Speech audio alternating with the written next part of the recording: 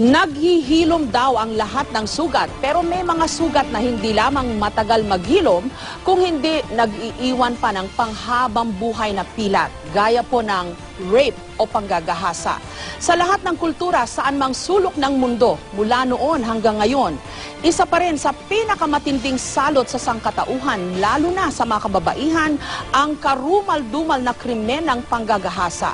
Sa Pilipinas, hindi bababa sa 3 ang nare-rape kada araw. Ang mas matindi pa, rape din ang numero 1 krimen na bumibiktima ngayon sa mga bata.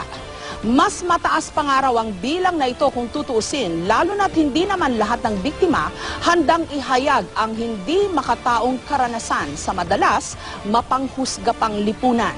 Sa tansya ng United Nations, sa kada 5 babae ngayon sa buong mundo, isa ang na-rape na o maaring ma-rape pa lamang.